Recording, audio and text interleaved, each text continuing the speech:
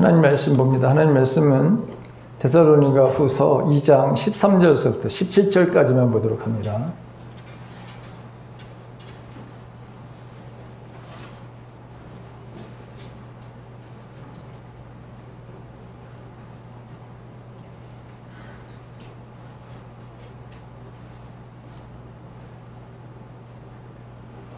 우리 한 목소리로 함께 13절서부터 17절까지 함께 봉독합니다. 다 같이 시작. 주께서 사랑하시는 형제들아, 우리가 항상 너희에 관하여 마땅히 하나님께 감사할 것은 하나님이 처음부터 너희를 택하사 성령의 거룩하게 하심과 진리를 믿음으로 구원을 받게 하심이니, 이를 위하여 우리 복음으로 너희를 부르사 우리 주 예수 그리스도의 영광을 얻게 하려 하심이니라. 그러므로 형제들아, 굳건하게 서서 말로나 우리의 편지로 가르침을 받은 전통을 지키라. 우리 주 예수 그리스도와 우리를 사랑하시고 영원한 이루와 좋은 소망을 은혜로 주신 하나님 우리 아버지께서 너희의 마음을 이루하시고 모든 선한 일과 말에 굳건하게 하시기를 원하노라. 아멘. 자, 오늘 설교 이거 보게 본문이 여러분 주께서 사랑하는 형제들아. 그런데 저는 조금 한 군절 한 절 제가 이거를 좀 해석을 좀 해보려고 합니다. 좀 주석을 좀 해보려고 해요. 자, 거기 보게 되면 1절에 보게 되면 우리가 항상 너희에 관해서 마땅히 하나님께 감사할 것을 읽습니다. 자, 감사할 것은 이 사도 바울이 이 데살로니가 교회 교인들을 생각할 때마다 항상 감사하는 것이다. 근데 그 마땅하게 하나님 앞에 감사할 일이 있는데 도대체 이 감사가 뭔가? 여러분, 그 제가 독일의 유명한 그 젊은 나이에 그 시틀러에 의해서 죽음을 당한 보네파라고 하는 목사님이 계세요. 이 목사님이 굉장히 젊은 나이에 이 히틀러에 의해서 순교를 당합니다. 근데 그 목사님의 말 중에 기독교인들과 비기독교인들을 구분하는 방법은 아주 간단하다, 이런 말을 했습니다. 복잡한 것이 아니다, 아주 심플하다라고 하는 것입니다. 그게 뭐냐? 기독교인과 비기독교인의 그 구분하는 그 심플함은 뭐냐면 감사라는 거예요. 감사. 감사는 기독교인이라는 사실을 보여주는 그게 분명한 상징이다, 이런 말을 그 목사님이 하십니다. 하나님을 확실히 믿고 의지하는 사람은 어떤 형편에서든지 불평하지 않고 감사를 한다라고 하는 것이죠. 감사는, 그러면서 감사는 축복의 통로다. 지금까지 베풀어 주신 하나님의 은혜를 잊지 말고, 여러분, 우리도 내가 그리스도인이다 라고 할 때 어떤 상황 속에서든지 불평하고 원망하기보다는 늘 여러분 감사하는 삶을 살아가시길 간절히 바랍니다. 아멘. 여러분, 그렇게 살고 있나요? 가만히 한번 보십시오. 굉장히 간단하다, 구분하는 것이. 목사님이 이렇게 표현을 했잖아요. 근데 정말 여러분 그러냐 이거야. 감사. 근데 여기 오늘 이 말씀도 보게 되면 사도 바울이 여러분 마땅히 하나님께 감사할 것을 이렇게 있거든요. 자, 여기뿐만이 아니라 뭐 범사에 감사하는 것은 우리를 향하신 하나님의 뜻이다. 그렇죠? 범사에 감사한다고 하는 거, 이게 얼마나 중요한지 여러분.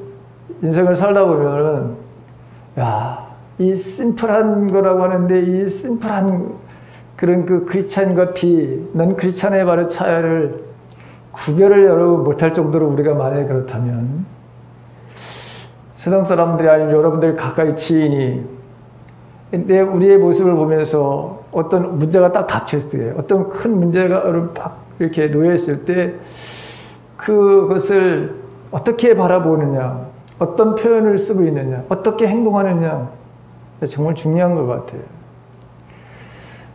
여러분, 감사하면서 살아가실 간절히 바랍니다. 왜냐하면 감사는 축복의 통로이기 때문에. 제가 이 말씀은 11월 달, 10월 달 말서부터 5주 동안 감사에 대한 이야기를 참 많이 했습니다. 왜 그러냐면 올해 특별히 여러분 이 코로나 바이러스로 인해서 얼마나 여러분 우울해요, 사실. 그럼에도 불구하고 그런 가운데서도 우리가 하나님 앞에 감사할 수 있는 마음은 이건 버리지 말아야 되는 것이고 잊어버려서도 안 되는 것이고 범사에 감사하는 것이 하나님의 뜻이기 때문에 올해 제가 그렇게 감사에 대한 그 설교를 오래 할 줄은 몰랐어요. 정말 5주 동안 계속해서 감사에 대한 얘기해서 야, 본문부 이게 고르는데도 이게 여러분 힘이 들고요. 그런데도 계속해서 감사의 그런 그 말씀을 전하라고 하는 내 마음속에 어떤 성령의 감동이 있어서 그렇게 여러분 했던 거예요. 자, 오늘 13절에서 보게 되면 주께 사랑하는 형제들아 우리가 항상 너희에 관해서 마땅히 감사할 것을 그러는데 자, 이 지금 바울이 말이죠. 이 데살로니가 교회를 가고 싶어도 못 가는 상황이었거든요. 그러다 보니 그런데도 감사하다 가지고 그래서 편지를 쓴 거 아닙니까? 뭐 가지 못하니까 편지를 쓴 거란 말이죠. 그러면서 데살로니가 교회의 교인들도 마찬가지로 너희들도 감사하고 우리도 감사하자. 그렇다면 그 감사의 바로 여러분 그 내용이 어떤 것이냐? 첫째, 하나님이 처음부터 너희를 택하사 그랬어요. 너희를 택하사 이 택함을 받았으니 무조건 감사해야 된다라고 하는 것이죠. 저와 여러분들이 우리도 마찬가지로 우리를 택해 주신 것에 대해서 이 감사가 마땅히 해야 될 거라고 하는 것. 이것이 첫 번째 여러분 감사해야 하는 이유가 여기 있다고 하는 거예요. 여러분 조지 워싱턴이라고 하는 이 미국의 초대 대통령이거든요, 이 사람이. 근데 그의 일생을 보게 되면 태어나자마자 몸이 너무 약해가지고 여러분 다 사람들이 의사하고 뭐고 다 죽을 것이다. 저 사람은 얘는. 근데 실제로 여러분 약하게 태어났고 17세 때, 21세 때 3번이나 말라리아 걸려서 거의 죽다가 정말 살아납니다. 약하게 태어났는데도 태어났을 뿐만 아니라 이런 바로 여러분 질병에 걸린 거예요.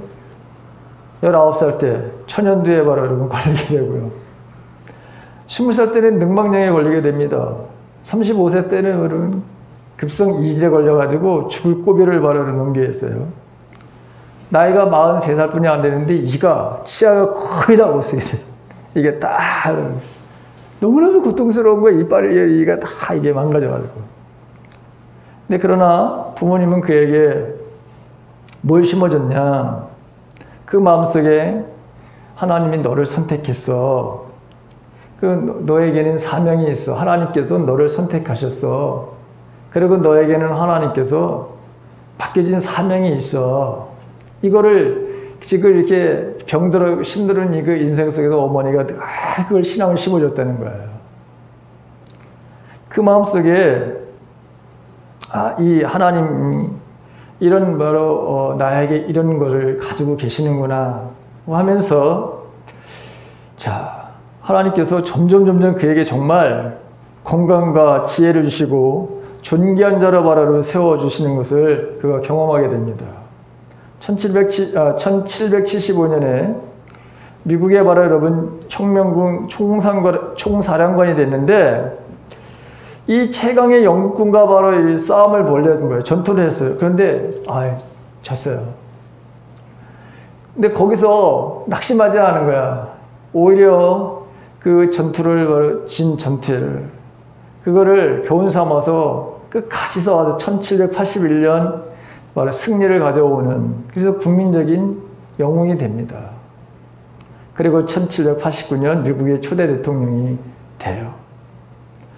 자신의 바로 평생을 이끌어준 것이 뭐였냐? 그가 고백하는 나는 하나님으로부터 택함을 받았다고는 영적인 자부심이었다. 근데 그게 어머니가 여러분 그걸 그렇게 자기에게 가르쳐 줬는데 나는 그 사실을 그대로 받아들였다.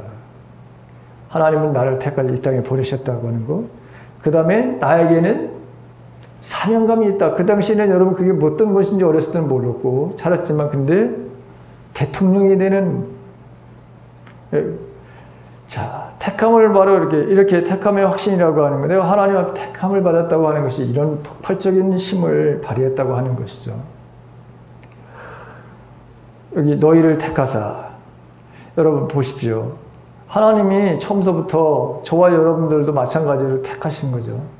그런데 우리가 택함을 받을 만한 어떤 특별한 다른 사람들과의 어떤 재능이 있어서 우리를 택하신 것이 아닙니다. 순전히 하나님의 은혜로 우리가 택함을 받은 것이죠. 그래서 이게 감사의 이유다라고 하는 거예요.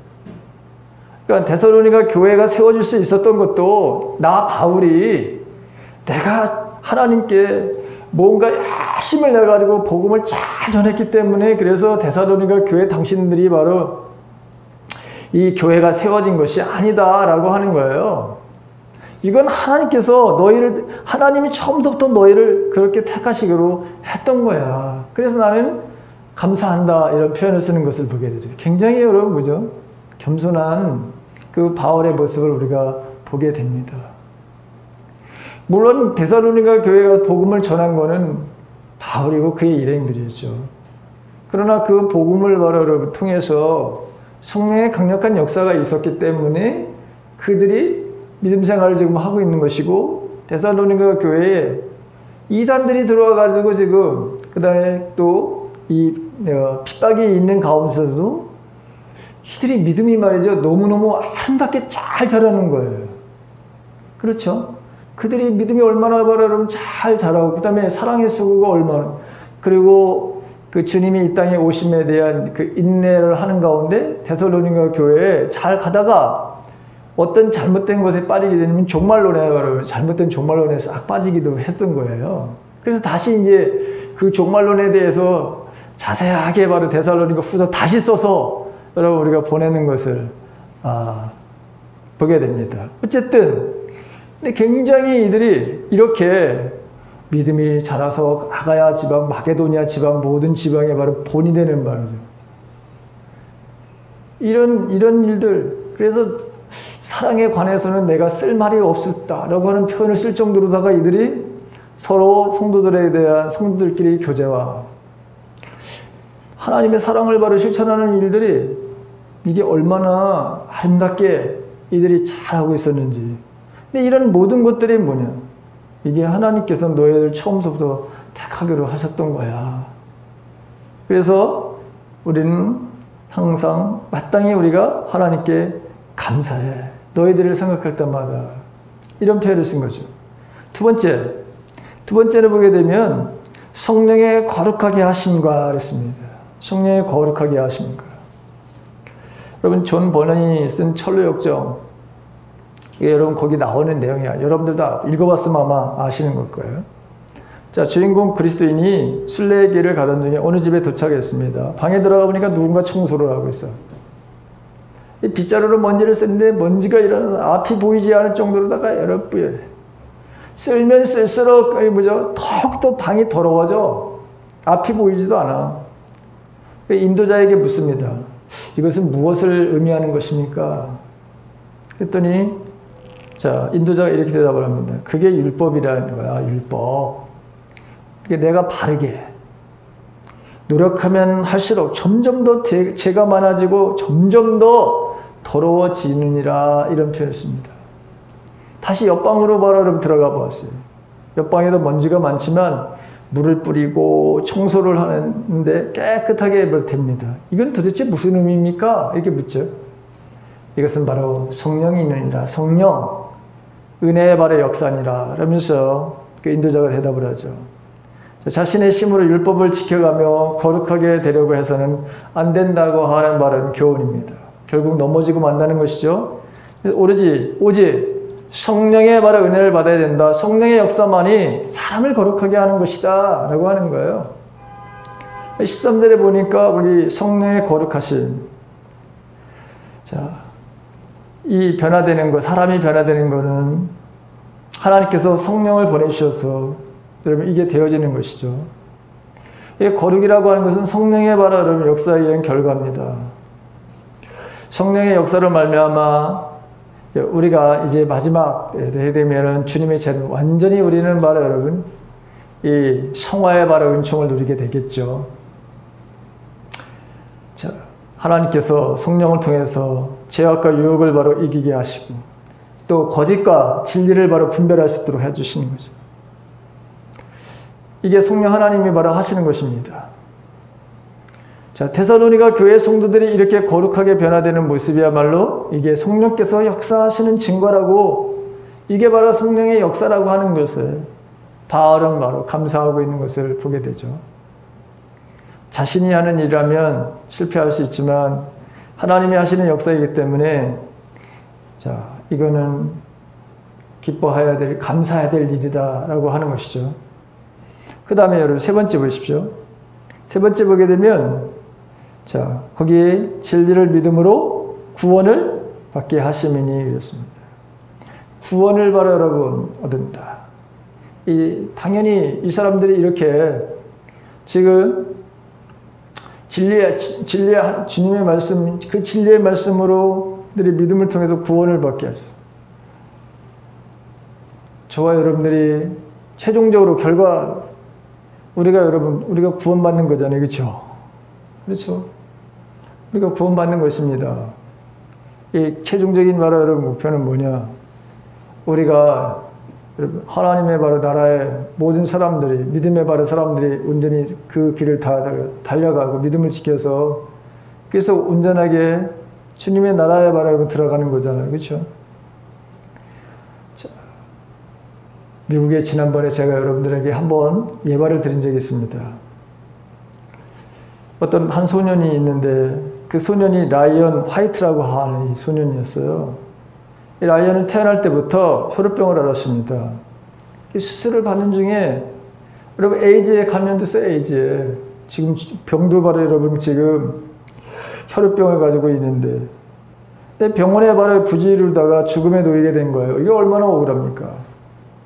그런데 이 라이언은 원망하지 않고 사람들에게 에이즈의 그 위험성을 경고하기 시작합니다.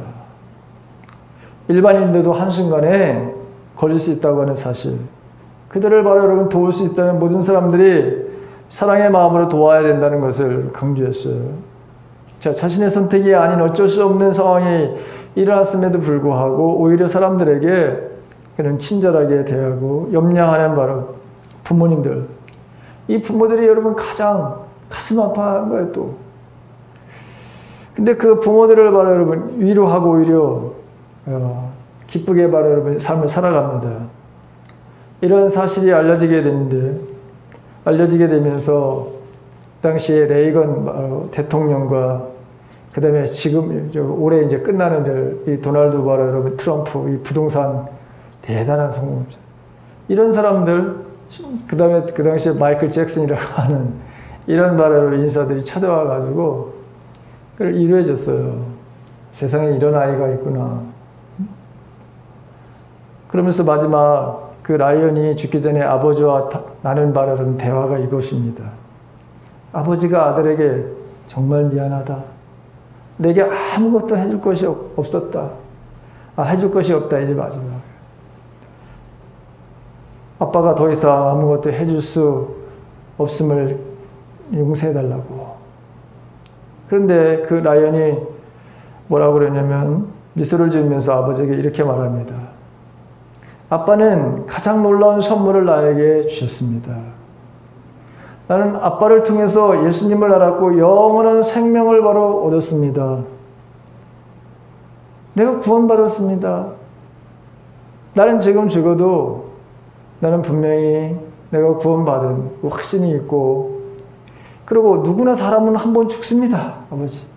저는 조금 일찍 가는 것뿐입니다. 그러나 영생이 있기 때문에 저는 천국으로 갈 것입니다.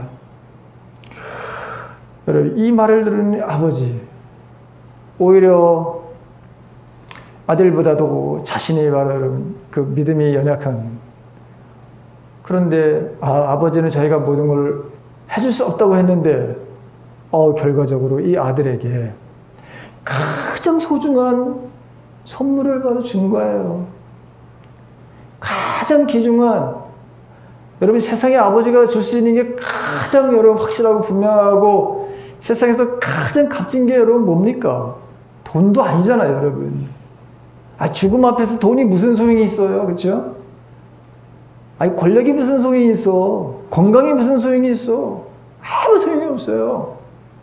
그래 정말 바라요, 뭐요? 가장 소중하고 가장 중요한 건 뭐예요? 내가 천국에 갈 수 있다. 나는 구원받았습니다. 나는 예수님을 압니다.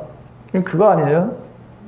그러니까 이 아들이 바로 세상을 이렇게 깜짝 놀란 거예요. 자, 오늘 또 14절에 구원받은 사실을 이렇게 우리가 감사해야 된다라고 하는 것이죠. 그 다음에 자, 14절에 보게 되면 거기 이를 위하여 우리의 복음으로 너희를 부르사 우리 주 예수 그리스도의 영광을 얻게 하려 하심이니라. 이게 우리의 복음이라는 게 뭡니까? 사도 바울과 그의 일행들이 전한 복음이야. 근데 우리의 복음으로 우리를 부르셨다. 자, 이게 사도들과 복음 전도자들이 하나님의 구원사에게 있어서 중요한 도구 역할을 하고 있음을 여러분 보여주는 것이죠. 하나님께서, 주님께서 하시는 것은 항상 사람을 통해서 혼자서 하신 것이 아니라 바로 택하시고 그리고 세우신 사람들을 통해서 일하시기를 언제나 그분은 그렇게 하셨습니다. 그러니까 그를 이를 위해서 부르심에 기쁘게 응답하는 것, 그게 바로 우리가 되어야 된다. 지혜 일꾼들의 바로 복음을 전함을 통해서 하나님께서 택하신 백성을 구원에 이르시려는 것이고, 그렇기 때문에 이 귀한 복음의 바로 사역을 소홀히 해서는 안 되는 것이죠. 교회의 바로 복음 전파, 이 복음 전파라는 것이 교회의 바로 여러분 가장 우선시 되어야 되는 것이 바로 이 복음을 전하는 거 아닙니까? 그러니까 우리의 복음으로 너희를 부르사 우리 주 예수 그리스도의 영광을 얻게 하려 하십니다. 자, 하나님께서는 사랑하는 이들을 택하셔서 여러분 그 구원에 이르도록 하는데, 근데 그 구원에 바로 이르도록 여러분 그 역할을 하는 것이 바로 복음을 전하는 바로 저와 여러분들이잖아요. 자, 그래서 예수 그리스도의 영광을 얻게 하려 하십니다. 거기 보게 되면 그리스도의 영광을 바로 얻게 하려 하십니다. 저와 여러분들이 그런 역할을 바로 하는 사람들, 복음을 바로 여러분 전하는 게 얼마나 소중하고 얼마나 귀한 것인지를 여러분 알아야 되는 것이죠. 자, 이 코로나 바이러스 때문에 모든 것들이 여러분 지금 다 막힌 것 같고 아무것도 여러분 하지 못할 것 같은 그런 생각이 들 때가 있어요. 우리가 아무것도 못하네. 그런데 우리는 기도하는 일들 멈춰서는 안 됩니다. 우리 지역을 위해서, 구원의 지금 이 지역에 있는 사람들의 구원을 위해서. 그거는 여러분 우리가 그거는 막을 수 없잖아요. 그 어떤 것도 그렇죠. 그리고 여러분들 전도 대상들도 마찬가지입니다. 우리 교회들 중에서 마찬가지로 아직 이 상황에 잘 적응하지 못하는 성도들을 위해서 우리가 그들의 온전한 구원을 위해서 기도하는 거, 이거 우리가 바로 해야 될 바로 일이거든요. 근데 우리는 아무것도 할 수 없네 라고 하는 생각이 아니라 좀 더 저희들이 본질적인 것부터 다시 했으면 하는 그런 바람입니다. 그게 첫 번째는 여러분 기도에 소홀하지 않기를 간절히 바랍니다. 사도 바울이 항상 복음을 전하면서 자기에게 여러분 그 사람들에게 그 편지를 보내고 나서 항상 했던 게 우리를 위해서 기도해 달라고 하는 부탁을 써요. 그렇죠? 우리를 위해서. 왜 우리를 위해서 여러분? 복음을 전하는 것이 방해가 너무나도 심했기 때문에. 복음을 전하는 일 쉽지 않기 때문에. 왜? 이게 영적인 싸움이기 때문에. 복음을 전하는 게 이렇게 사도 바울이 쉽게 전한 데는 단 한 군데도 없어요. 오늘날도 마찬가지고 그 옛날에도 마찬가지고. 그래서 우리가 복음을 전하도록 우리를 위해서 기도해 달라고 하는 부탁을 곳곳에서 사도 바울도 합니다. 저와 여러분들은 이 복음 전파의 사역을 위해서 우리가 소홀하지 말아야 될 것이 뭐냐? 그게 우리 이 지역의 사람들을 위하고 저와 여러분들이 전도 대상자를 향해서 기도할 이것은 우리가 소홀해서 안 되는 것이죠. 자, 그 다음에 15절로 갑니다. 그러므로 형제들아 굳건하게 서서 말로나 우리의 편지로 가르침을 받은 전통을 지켜라 그랬어요. 우리의 편지라고 하는 것은 지금 이 본문이 들어있는 편지에 조금 앞서서 먼저 보낸 바로 여러분 그 데살로니가 전서를 가리키겠죠. 여기 전통이라고 하는 것은 다른 말로 여러분 뭐냐면 여러분 전통하면은 바로 여러분 어떤 생각이 들어요? 아이 고리타분하고 뭔가 이게 이 시대에 바로 맞지 않은 바로 그런 건 아닌가. 그런데 여기서 말하는 바로 여러분 전통이라고 하는 것은 자 진리라고 하는 뜻입니다. 이게 진리냐? 사도들이 바로 여러분 사도들을 들은 얘기야. 사도들을 통해서 바로 그 복음의 진리를 들은 거란 말이에요. 사도들은 그렇게 그 사도들 터 위에 교회가 세워진 것이고 특별히 여러분 뭐냐면 이 사도 바울은 주님으로부터 사도들로부터 여러분 전수된 것 그거보다 사실은 주님과 1대1 속에서 주님께서 진리의 말씀을 전해준 게 더 많잖아요. 그렇잖아요. 그래서 여기 보게 되면 굳게 서서 지키라. 지금 데살로니가 교회 신자들이 지금 박해를 받고 있거든요. 거짓 교사들을 속에서 이 유혹에 바로 여러분 이 적대감 때문에 진리를 버리고 믿음을 떠나가는 사람들이 바로 이런 것이 있었거든요. 그런데 오늘 굳게 서서 바로 굳건하게 서서 말로나 우리의 편지로 가르침을 받은 그 전통을 지키라 했어요. 이게 무슨 뭐 세상에서 내려오는 어떤 그런 것을 말하는 것이 아니에요. 앞에 나와 있잖아요. 우리가 말로나 우리의 편지로 가르침을 받은 그게 바로 여러분 진리의 말씀이야. 그걸 바로 굳건하게 지키라 라고 하는 것이죠. 왜?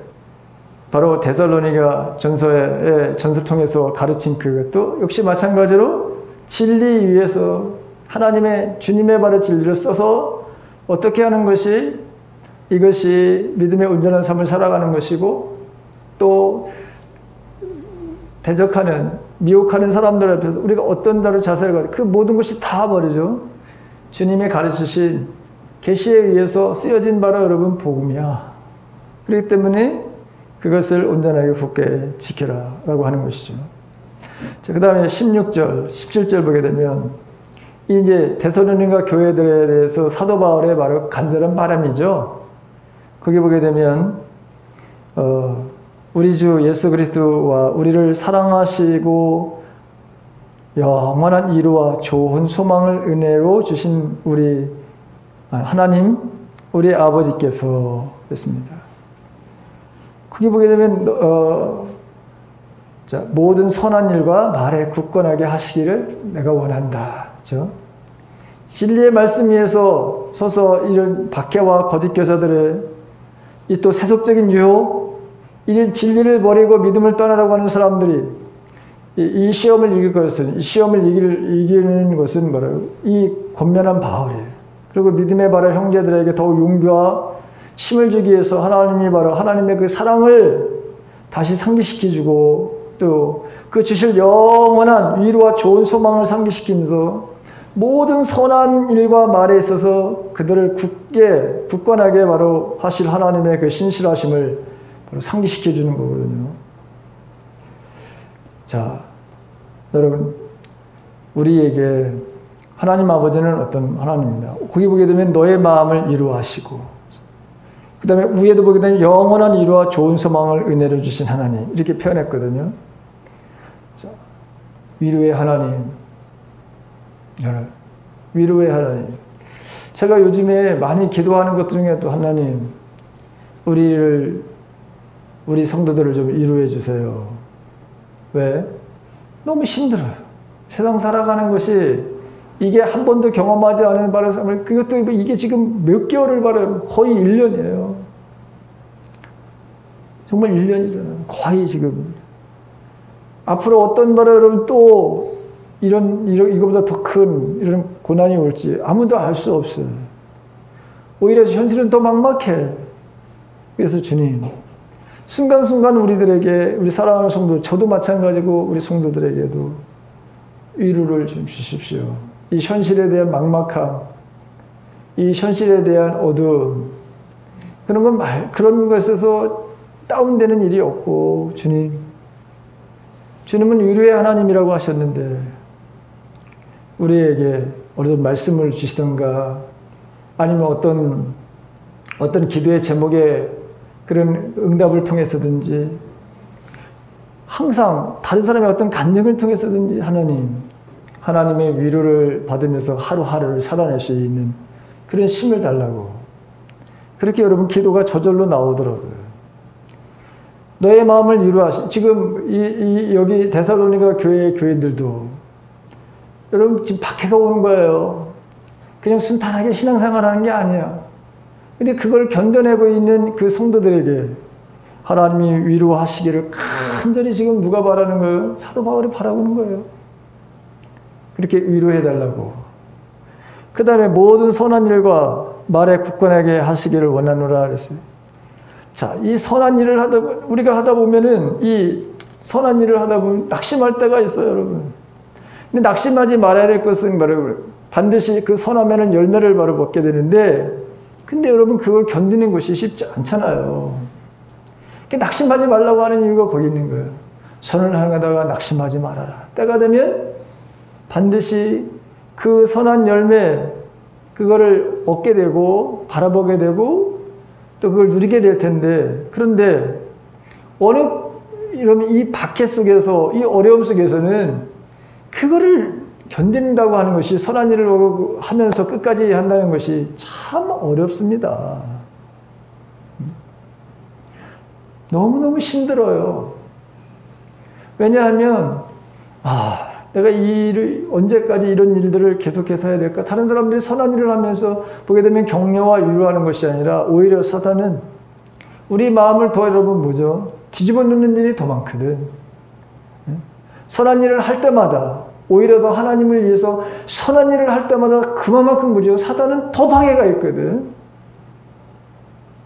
주님의 일을 하면 할수록 더 많은 어려움에 바로 봉착할 때가 있습니다. 왜 그래요? 하나님 나라가 이 땅에서 실현되는 걸 누가 가장 싫어하는 거예요? 사단이 가장 바로 싫어하고 어떻게든 막으려고 하는 거잖아요. 그래서 이제 가장 우리에게 드는 게 낙담이야, 낙담. 실망하게 되고. 이 선한 일을 했는데, 그런데 그 열매는 여러분 금방 나타나지도 않아요. 오히려 선한 일을 하는 나를 향해서 여러분, 소위 믿음의 바로 사람들이라고 하는 그 사람들도 나를 바로 여러분 비웃을 때도 조롱할 때도 있거든요.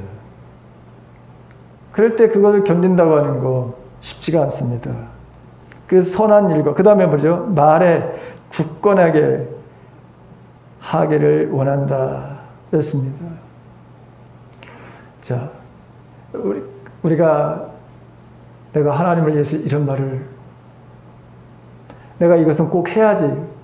여러분, 그런데 작심삼일이라는 것도 있잖아요.